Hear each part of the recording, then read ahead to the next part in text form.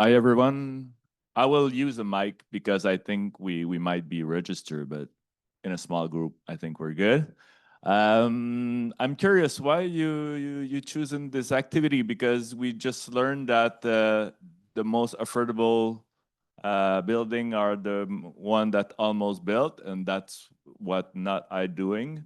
And like renting, it's probably the most usual thing in CLT, and we talk about home ownership here. So why you choose this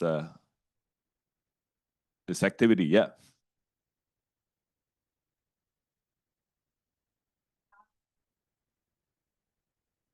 Money into equity.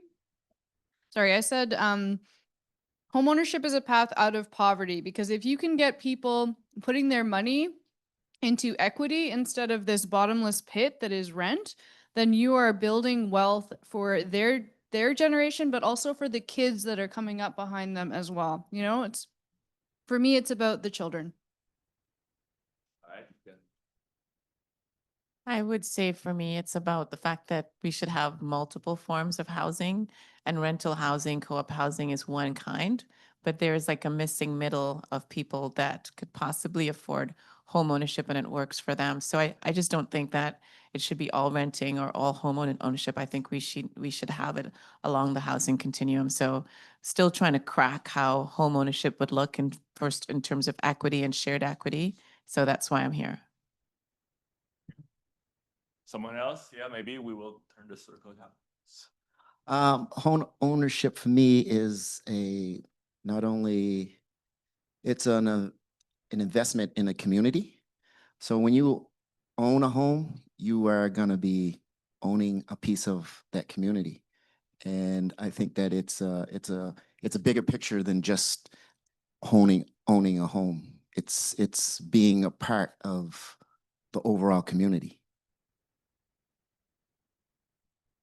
And for me, because I'm with Akuma, and one of the things that we talk about generational wealth, and a lot of people say we want to own a home, but I think it says a new model of home ownership, and so I'm trying to get an idea of, okay, what is this new model of home ownership? Because we need to figure that out for our community who want to own homes but have low incomes.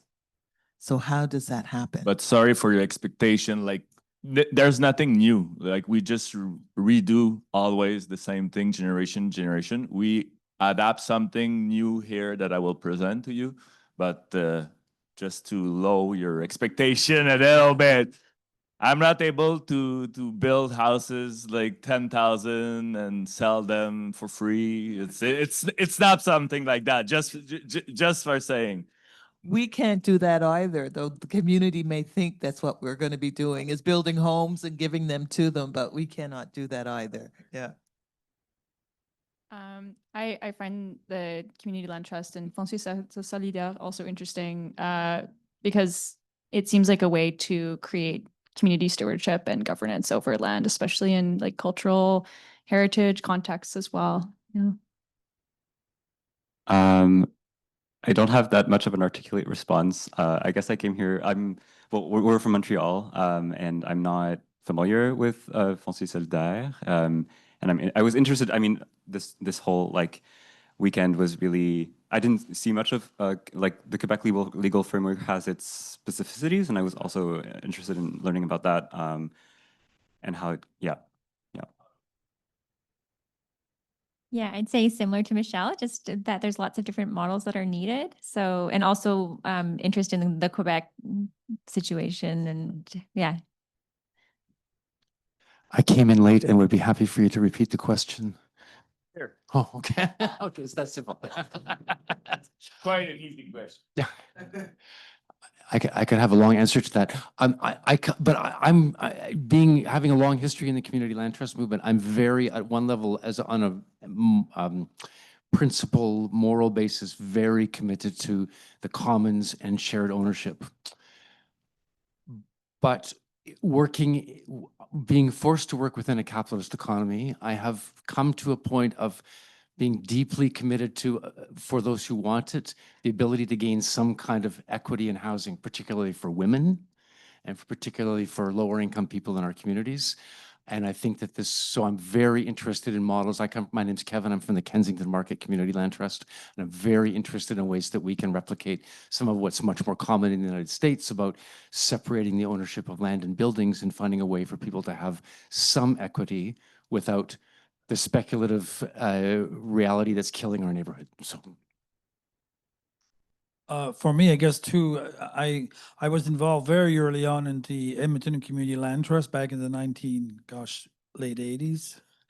And they had a home ownership component to the land trust, which was passed on to the kids and the next generation. And, you know, they had huge problems with it.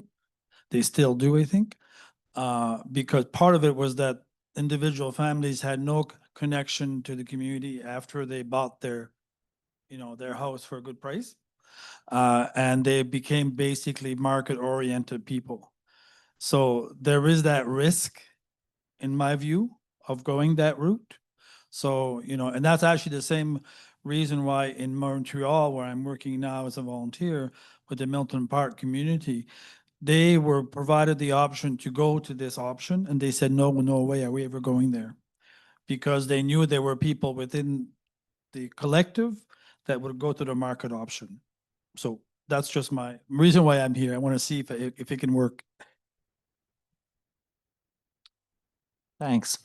I lived in a housing co-op here in Halifax for 20 years and helped found it, and it just celebrated its 50th anniversary last Saturday, actually. And it's called OVO Co-op, our very own. And in the 90s, late 80s, 90s, we tried to form a community land trust within the co-op movement, and it didn't work. Our co-op was the only one that wanted to join the land trust, which wasn't viable. But I found it very appealing that the community land trusts in the US have this home ownership element. And to me, it combines two things: the equity building and also the affordability by getting upfront grants and so on. And I actually visited a functioning community land trust in New Mexico. I lived in the US for a while. So I just find it a very appealing model that combines affordability and keeping it affordable to the next person while also building equity. Hi, my name is Folake. As someone who reviews a lot of grant applications, I think coming to this session, I just want to see what else is out there around, possible around home ownership. Recently, one of the things I've been reviewing is a lot of applications of organizations who want to move, who were formerly like care facilities, providing care support to people with disabilities or people with encountering dealing with mental health issues, and trying to transition to community care. So what is possible for them? And, as someone, like I said, who reviews applications, what can I be looking out for? So that's why. Thanks. Thank you all. And just to start, as you can understand, I'm not English-speaking professional, and I'm not too a housing professional. I passed 15 years on food system policy. I am a lecturer at the University in Montreal as a food system alternative lecturer. And each time we build project in food, always the same. People say, I would like to buy some good organic veggies, but my rent is just too high. And there's so much bridge to do between food system and housing and discrimination between both. And in food movement, you can go very fast on doing something. Like if you want to go to plant a garden, you can go engage in a collective kitchen, go in a market gardening, farmer's market. When I arrived here in Halifax on Wednesday, I went to North Grove here, Dartmouth, and I'm being engaged in the food bank, putting potato in the little bags, and I quickly make something to go in action. But in housing, it's quite difficult to see what can I do. Like, I will not start to build something tomorrow morning and like bringing my shovel and just dig a hole, trying to do something. It's very infrastructurally and like permanently difficult to be engaged. And first step of being engaged is probably see what's our own relation with housing. And today I will probably not ask this question, but normally when I do that kind of interaction, I say, who own his house in the place? And people show up their hand, who rent it? And people who own their house are shy to saying that they own the house because they know what's the next question: how much you will sell it.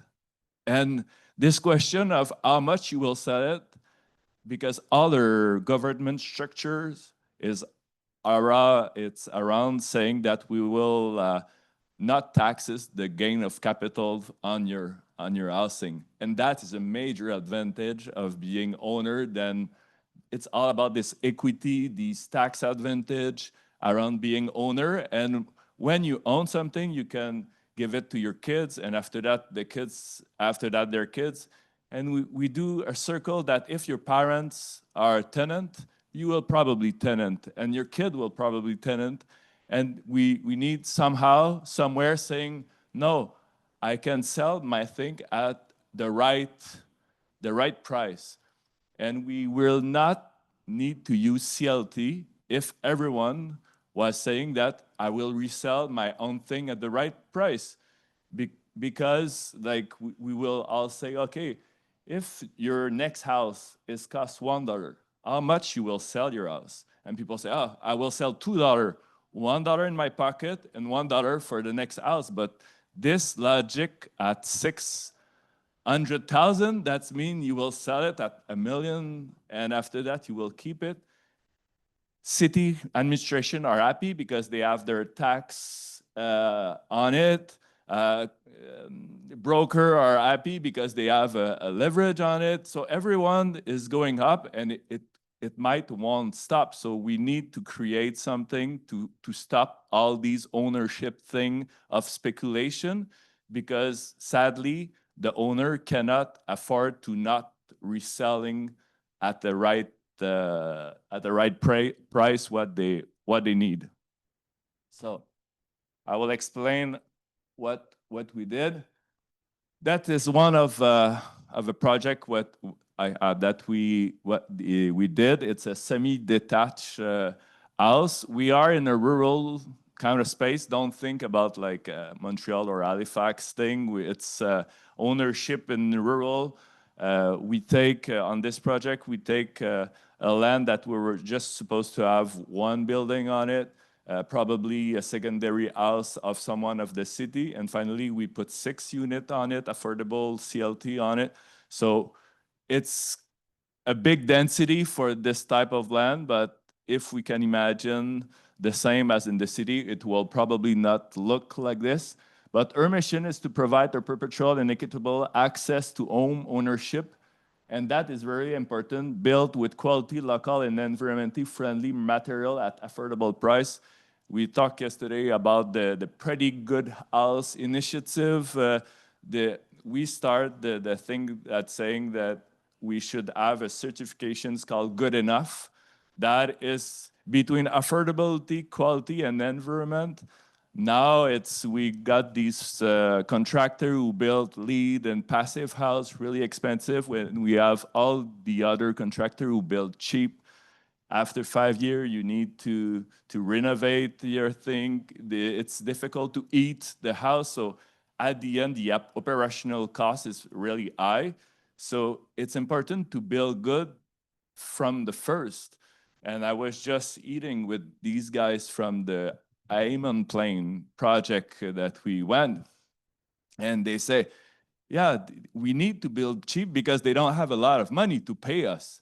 But after 5 or 10 years, who will pay for the renovation?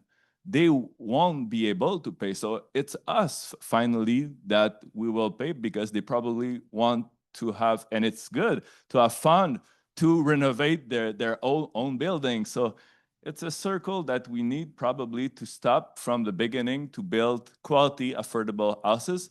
But you will tell me how we can build affordable houses, because as you can understand, contractors don't do this. So that's why we become the first nonprofit contractor in Quebec in building new houses.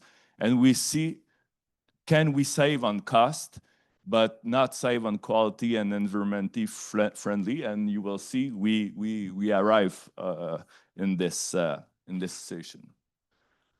So who we are first of all, as I say, resident who have agreed to waive their future gain of capital.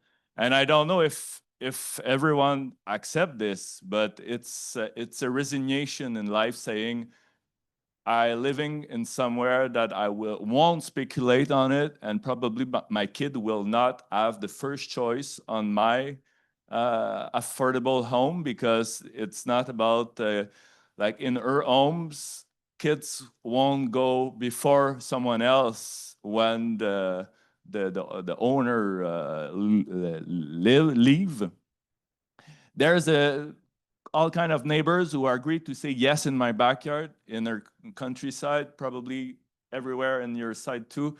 People don't like social project, affordable project. They think that will bring not good people, but it's important to engage them on our board, on our community, to say, yes, we want these projects, because it will be, as you see, beautiful project. We can build beautiful houses if everyone is coming together.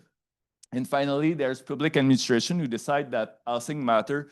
Like everyone will say, oh yeah, it's important for us, housing, but do they really be engaged? Like us, our administration, are on our board. So we can say we are a contractor company with administration on our board, and it's very innovative thinking that public administration can build houses. It's a superpower that we give to these administration.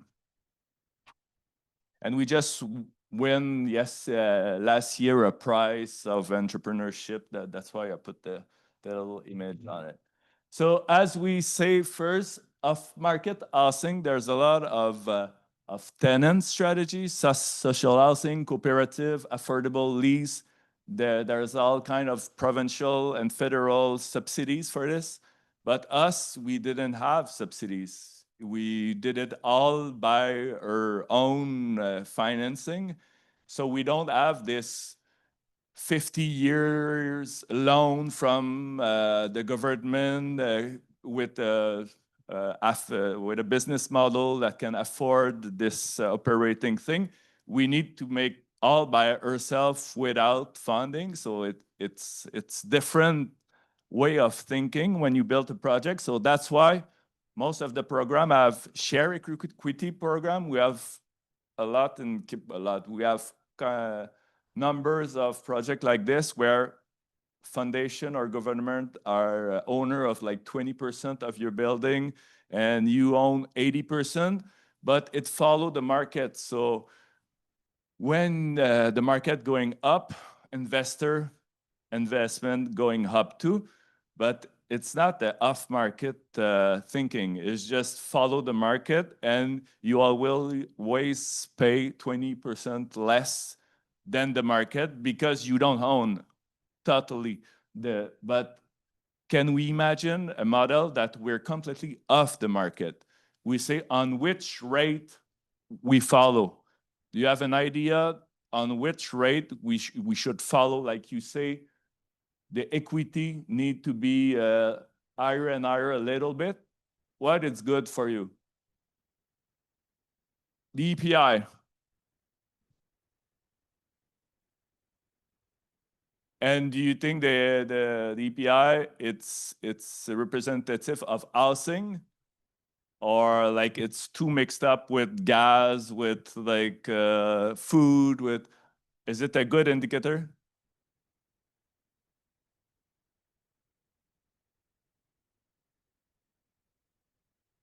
Of average salary. Okay. Someone else have an idea on which rate should be the good rate for being permanently affordable, but have a little gain around. Project uses inflation. Inflation. Yeah. So this year would be how much percent more and less?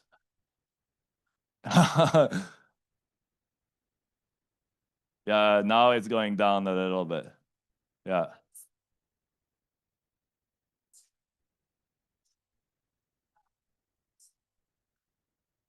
Exactly. Yeah. I don't know if we had a good idea, but we use Canada Bank of Canada rate. So it's 2.75, and each year our owner tenant, and we don't know how to call them, like the super tenant or the bad owner. We don't, depend on who we talk to. They have a certificate saying, oh, now the value of your house is the amount that you pay first plus 2.75 plus the if you do some renovation and it accepted by the board, we will. So in 25 years, when you will change the windows, because window need to be changed each 25, we will provide the price when people's going out. So yeah, for ownership, there's not a lot of solution in Quebec, and we think it might be a good idea because when we calculate owner, their mortgage are 2 times lower than a normal rent in our countryside. So they pay around 800-900 mortgage per month, and on this mortgage, there's all the equity that they got, like 30% or 40%, depending of the term and everything. But finally, they pay less. It's just the cash down that they might have difficulty. But our model, we did it for it going good for the government insurance. So CMHS, they insure the mortgage for 5%. You just have to put 5% on it at the end. So we tried to create a recipe on how we can create this new model of ownership using our brain, using our helmet, not their helmet, but their forces, money, because we don't have funding. So how we can all build this model without government. And yeah, we need a lot of passion and everything. So we create a model of this membrane of property by amphitheosis. Amphitheosis, I will not go too deep in this, but it's a ground lease that we can find in the US, but it's an amended ground lease. And normally here in Canada, we look what's going on in the US, but we never look what's going on in France or in Belgium because our language is pretty not the same, but the code is not the same. You use common law. In Quebec, we use the civil code, and it's really different. In common law, a judge can say, now it's the new law. For us, it's not this. There's law, and you can fix around these law that we got. The civil code, it's this. And the amphitheosis is on the civil code. That's the 99 years lease that gives the tenant the possibility to build something, but he should build something, and he should appreciate the land each year. He cannot depreciate it. If he depreciate it, you can take it back. So you need to improve always what he's doing on the land. And we use the technical description. Technical description, I don't know if you know what is it. It's like, it's not a lot. Like when you got a land, if Hydro One or Hydro-Québec want to, or Oleoduc pipeline want to go on your land, he will do a technical description on your land and saying that is to him, and we put something on it. Like he can build a pipeline on it, or he can dig on it. we did the technical description that people can build a house on it. So people rent a little piece of land, of the big land that being owned by the CLT. And people contract a mortgage for building the house. And the problem is that when we find this model of dismembrance called bail réel solidaire en France, there's 20,000 units in France that are in this model of dismembrance of property, but we never talk about this system in Canada. People don't know about it. We say, okay, we need to find a contractor who will build the houses. And the kind of houses that we want to build, we find like 6 or 7 submissions, and everything was nothing under 350 per square feet for building, without the land, without the infrastructure of water, sewing. So if we want to build a 3-room unit, like saying 150 or 2,000 square feet, it's $1 million like this. So yes, we can say it's affordable during time. In 50 years, it will be affordable, but day one, it's really not affordable because it's $1 million project just because it's new construction quality and everything. So we didn't find contractor, and when you don't find no ones to make it, you do it by your own. That's the old way to do this. So we take our classes to be entrepreneur, contractor, and finally it's not that difficult. I don't know if everywhere in Canada is that easy to be, but at the end, contracting might be herself, might be a good idea for other CLT that they don't find contractors for their project. Can they own their contractor services by their own? Because there's so much benefit that people taking around the construction step. So I will talk about a little bit more further. We take a community funding model. As I say, we didn't have funding, so we take community bond.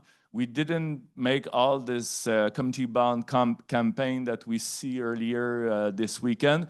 We just make personal loan with the community, piece of paper saying, okay, 150K, and most of them was without a guarantee on the land, but the bigger loan have guarantee on the land. And finally, as I say, we need love, time, energy, and a lot of commitment. It takes us 4 years to finish our first project because no one want to put money on it. It was brand new, and you know, when we try to do something new, it's pretty difficult to do things. So I call it, it's probably a bad translation, but I call it the unit ground lease, the bad translation of bail réel solidaire, where you are a tenant of the description, technical description there for 99 years for $1. The rent is $1, and after that, you pay an amount of money per month just to snow blowing the entries, the general use of the land. Yeah, exactly. You own your house like a normal mortgage on your house. For now, it's not all the financial bank who put mortgage on it. There are some bank who, as you can imagine, don't want to do that. But the amphitheaters thing, it's really common in commercial. The taller building in Montreal, it's on the amphitheaters lease. But in residential, we don't use a lot. So banking was a little bit afraid of financing it. But first, since our first project is done, there's other institutions who want to go in. Yeah.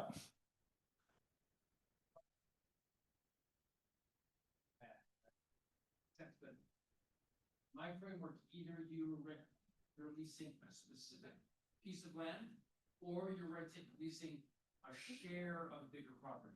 Is it one of those two? Like, if I own one of those houses, am I leasing one of the boxes in your diagram, or am I leasing a share of the bigger property? Technical description, it's a space in the world that you can lease. It can be up level or underground or underground. I want to rent you this airspace parcel.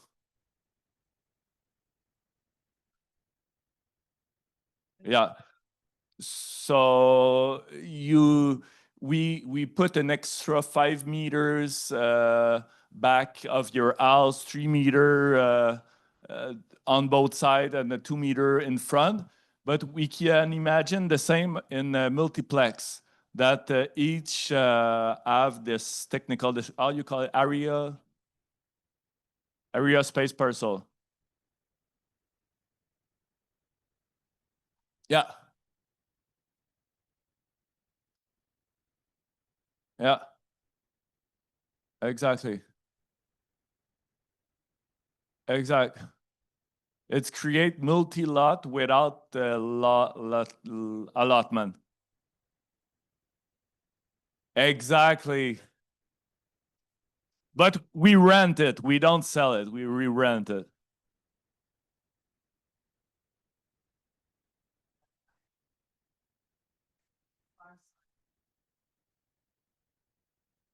Yeah. We started from the ground and they got till the air. There's no limit, but we can say this part till 2 meter, and after that there will be another one 2 meter from 4 meter, and you create. I know it's like really capitalist idea to rent space everywhere, but if you do it for affordability, I guess it's a good idea. I don't know. We need to use the tool of the system sometime to try to do our best for tweaking it. And at the end, as I tell, you can't sell the house, because in the amphitheaters thing, normally the deal is I rent you the parcel for $1, and at the end, or if you want to leave, I take it back, and that's the deal. I don't give you back nothing because I rent you a land for $1. So the deal is you put something else. But we're not that kind of person. We don't want to take back the house without doing something. That's why we tweaked it. So we give back the money that they invest plus the Canada Bank rate. If they don't take care of the building, if it's degraded or whatever, I can downvalue the money that I will give him back, because normally it's my own. So it's changed totally the ownership, because you cannot do whatever as you want. In the lease, it say that you can burn it. Like, because when you own something, at the end, you can burn it because it's your own. You can do whatever. And that might be something that the property go too far, that you can do what you want with a common thing that housing is. It's supposed to own by everyone. So, and for not having an issue about money, we need to find something else that going in for you going out. So the lease, we need to find something who take the lease, have the mortgage, and switch it in fideicomis at the notary, that we were sure that we don't have to pay the one who want to leave and take the money the one he came. So it's just an exchange of mortgage at the end, and there's no issue about giving some money with cash flow that cannot be afforded. Is it understandable? I try to do my best. The land. Yeah, exactly. Exactly.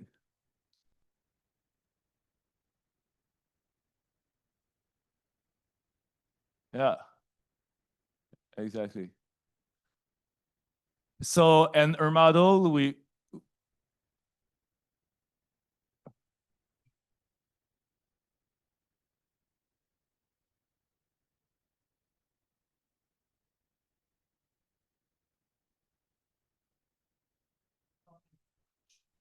it's not intergenerational. Your kids don't have priority. All the tenants have been chosen by independent committee from the board. So we got the social housing table who decide. So we try to find the right person, but as you can imagine, most of the one who want to come here cannot have mortgage. And that's the thing. We made a project 100% non-funding, but imagine if we fund, I don't know, 20% of it or 30% on it, we can go way more lower the price, and now we can accept maybe more. So the project is very for first buyer that cannot afford the price of a new home, even not a home already exists, because in our countryside, we build houses cheaper than the price of the old house actually on the market. Probably, I don't know if in the city it can be compared. I didn't make a project in Halifax, but the price that we give is cheaper than the price it is, because we create density on a lot that don't have density normally. So that the owner owns the structure, like they design and own the home on the lease, in the lease bubble there. They own a lease. They don't own the house. They have their mortgage on the lease. They don't have the mortgage on the house. And the house, to make sure that they are well built and well integrated, we give the contracting and architect services on non-profit architect and building company.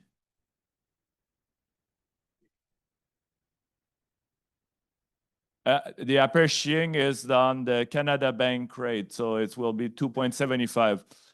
And in my countryside, last year, the 18% take in 1 year, and we say now it's 2.75. So people resign as a 15.25% of evaluate. Yeah, mobile park.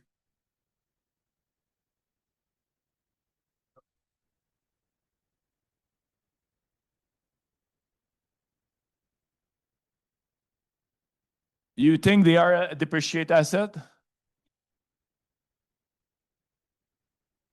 Because maybe we have not a wrong image of the mobile home, but we probably see them as like not integrate development without infrastructure and everything. Our homes have foundation. They are not mobile. They are like crazy deep in the hole. And it's like a PIM mobile home park. It's like, and at the end, it's a camping ground. At the end, the tents depreciate because it's an equipment as the same as a mobile home. But if you put the real home on it, finally they don't depreciate. And now it's funny because we have our tax account, and each of the tenant have their tax account. They pay the how you call it, the tax for first when you buy a house, you have this yeah, exactly. So we weren't sure there was, because it's a tenant. So we was, and the notary advocate don't know what to say to us. So they say, we will try it. They will find, but the CLT pay no tax now. So it's it's like they don't think that the land with the lease have now no value. So the lease have increased value because they're mortgage on it, and like we evaluate the house and they worth 2 times more than what we sell them. So the bank is happy. Is happy because if there's something, if they go bankrupt, they take all over and all the projects worth 2 times more than what mortgage have on it now.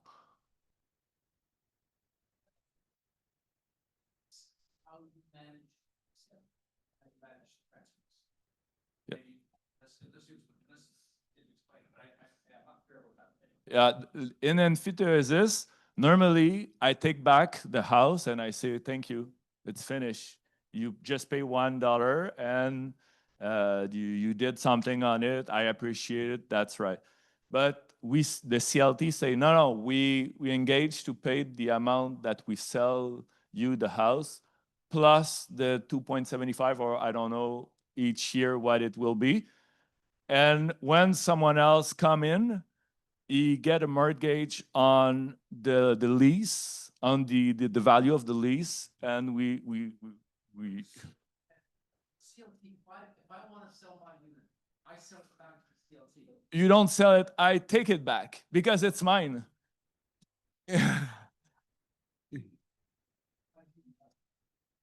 Yeah, I recognize if exactly, and now there's 350% of on my list. So I'm sure there will be people who want to. No, there is no broker engaged in all the stations. So, yeah.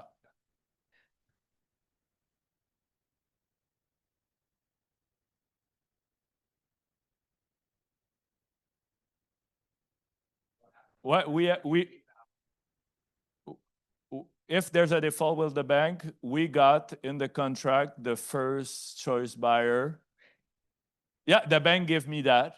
So I have the possibility to buy it before the bank take it back. Because the bank don't want to take it back, because bank maybe on multiplex they might want to do it, but on that kind of project that we got semi-detached and accessory unit, everything, they don't want to take it in charge. So we got the first buy option. Yeah. Exactly. Exactly. And I just hope the debt is not too high. That's why we got the CLT on each tenant, a super relation on, I need to see your insurance paper. I need to see your account with your mortgage, because if we let it go, each year we go in the apartment in the building to see if there's no degradation. There's a paper that Excel sheet where people like the baby broke something. I need to know. So everything it's under control. No water deeping in the walls, but we build it good.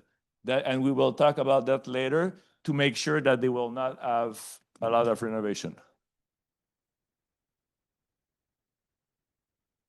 Okay. Okay, so as I say, United Ground Lease being created in France. If you look on Google United Ground Lease, you will find nothing. It's my own translation. You need to find Bail Réel Solidaire, and it's being adopted in France with La Loi Allure, SCAL. It's a big law that addressed by the government in 2014 to try to do something on lease, but do something on ownership too. And their project is CLT owning affordable condo. It's more affordable condo than affordable home as I present. They are mostly urban, semi-urban area. And it's for first buyer only. You cannot come in if you're not a first buyer. And you need to have maximum revenue to go in. For us, it can be first buyer, or it can be someone already owning something if what you own being placed in the CLT. So if you, and this idea is from the countryside, that old people with a big house want to go in a smaller thing, he can put the big house in CLT and come in a little one room or two room. So, and CLT will buy it at the right amount of money. We don't buy under, we just want to buy the right amount of money that it's worth.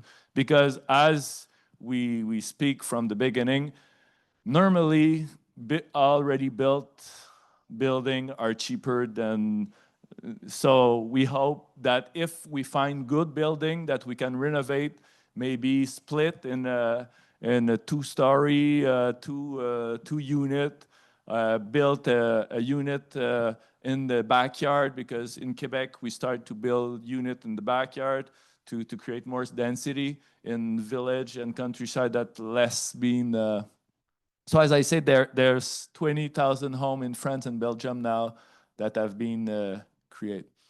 I will get in on construction costs explode. I was talking to the contractor, as I say, that doing the project in Halifax, and they say, we want to do less, but we just can't, because all these companies have their investor that they want to have some rate of interest, and it's all right. It's all the game of construction, but I never understand why social economy don't go in the contractor activities, because there's money to do. I was in the social economy for food, and it's so difficult to make money on carrots and peppers, and I sell 5 cents something, and I'm so happy to have that 5 cents. But in contracting, there's money to do, and the price could be still good. So we being the first nonprofit general contractor license in Quebec, and it was very difficult because all the union and the national building code was not accepting us, like and that's maybe something that I want that our movement integrate. Maybe more francophone, but I'm sure we will. We're taking bridge, but maybe more people from the construction industry too, because at the end we build houses. At the end we will put stud and truss, and we will put foundation. We need these people to get engaged. We need the suppliers too. And the suppliers, it's crazy, as at the beginning, I say, oh, suppliers will give me the same price as everyone, or maybe higher, because I don't have these large quantity of supply that I need. But start saying that I'm nonprofit, I want to build houses for affordable people in my community. Everyone was like excited about this and give me good price. And as the same happy worker, like, I don't know if you imagine the carpenter in your head. It might be not a good image, the rough guy saying sexist, racist jokes and everything. But there's all kind of good people in this, that they would like to have a nonprofit business that can be engaged and do good job quality and be engaged in the movement. So I'm sure there's bridge to do. And as I say, our goal is to find the sweet spot between quality, environmental issue, and affordability, things that for-profit contractor don't always look to. We are working now in Quebec toward the Directory of Social Economy Organization, the construction sector. So electrician, nonprofit electrician, nonprofit plumbers. We need to make all these people together, because why we still building school with for-profit company? That go me crazy. Like, I don't know why you want to make money on building school in our community. That's something that I still don't understand, but there's a lot of things that I don't understand in the world, probably you too, but yeah, that's kind of a tough thing that. And I will finish with this community funding. There's a lot of people in our community have money because they have equity. They buy a house at for 40 grand, and now it's worth so much. So we need to put in place community bond or something like this. We have two kind of community bond campaign. One on passion capital that eligible us to buy land. They will get back their money around 3 or 5 years. We got 3% interest, and they got first ranking real estate guarantee. And we need money for the construction loan. We try it with the bank, a construction loan. They make it at 9.5. They want double guarantee on their loan, so we ask for $1 million loan. They ask us for $2 million guarantee on it. Like, they are crazy. We can, I think, us support this kind of thing. Maybe not everyone with the big amount of money, but share some community fund for invest in this kind of thing. And there's so much to do at the government. They propose us 9.5 plus double. And we were with Caisse d'Économie Solidaire, who is the most progressive of Desjardins. And I've been refused 3 times my loan. And at the 4th time, they finally accepted because I was like bankrupt. So yeah, I not have this great experience with them, but they finally accept. But it's not easy. It's not easy. I met yesterday the guy from Vancity who give now, and he say, oh, you should came to see me. I will give you the loan. I say, okay, why I didn't met you before? Next project, he say 2 million and more. I need 1 million, so my next project will be in this range. So government can do a tax reform for new off-market home. Now there's Carney want to abolish the HIST on new homes. What contractors say? We will just put the price 5% more. We all say that. So first buyer will not have 5% less. We will have 5% more. But why? There's no logic in this, or something that attach the rebate or the tax return. The same as the capital loan off market can be done. The government do it for rental. Why they can't do it for home ownership? And yeah, this idea of not tax the capital gain on main house is a real issue in Canada. And all the owner will not vote for this measure because it's finally their heritage that they want to throw to their kids. But all the first buyer are capped in this. And that's for sure. Some way, somehow, we need to take this money because people bought house so cheap and they resell it so high, and all this gain of capital being in their pocket without taxation, giving back to heritage, no taxation again. And it's a bit crazy how the system it's working. So probably to do something on it for stopping the speculation. And yeah, I will end like this. I love this definition of like in the housing crisis, or I know we should not call it crisis because it's been crisis so long time, but we should not accept the position of simple spectator and try to do what we can in this. And me, finally, I put my helmet, take an hammer, and try to build houses. But everyone, we can do something in this, and I hope that presentation inspire you for the next. We have 5 minutes. Do you have any question before landing on the other room? 195. Include land, infrastructure, including soft costs, architects, everything, 195.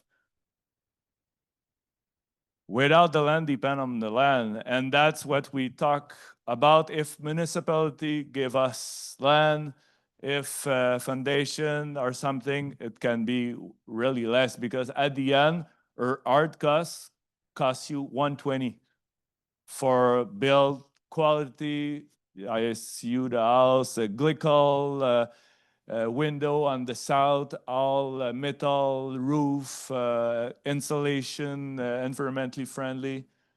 We can do it. It's just yeah, we need to take the good decision at the good moment when we build houses. Quebec has a very strong social economy.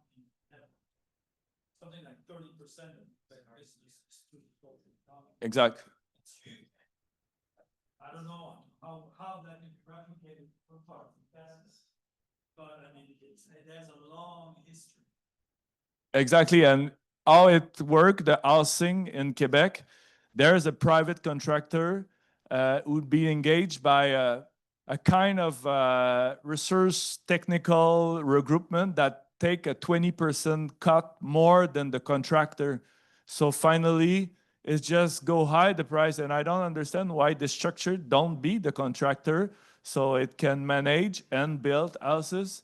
So social economy, as you say, is very great. We have all these co-op, but it's taken the past a little bit, and I invite them to renew as this sector in construction. Yeah.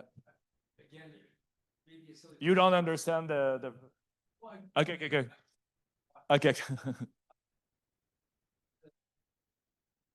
Mortgage on the lease value. Yeah. But you said the land lease is $1. So do I understand that the original sale price is essentially the apportioned development cost plus $1? Is that like when people originally financed the 5 units? I include the land, and so the CLT have the land for free because it reverses them in the lease. So now I don't have no debt. They want no debt. And a CLT without the debt, I think it's a good idea. Sale to the owner residence. Include the land, include the sewer, include the water. But their lease is $1 for 9 years. Yeah, exactly.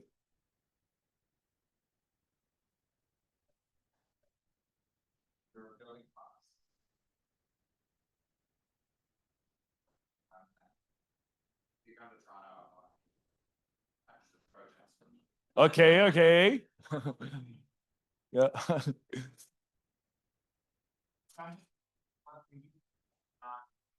We work with a couple nonprofit builders. We're a nonprofit architecture firm. Like, what are you removing? Like, what extraction of resource are you removing as a nonprofit builder that lets you bring the cost down that low? Or what are you injecting in terms of like? The good decision at the good moment for everything. Because the general contractor in private don't took the good decision having the quality, affordability, and ecologically friendly.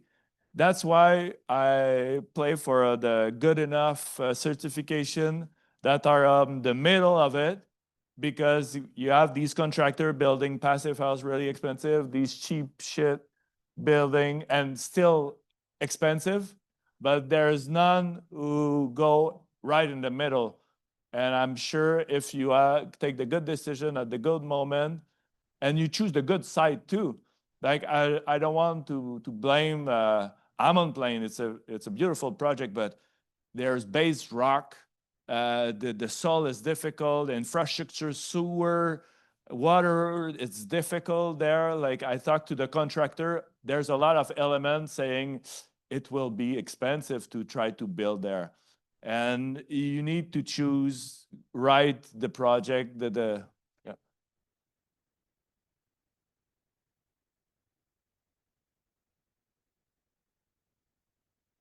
Yeah.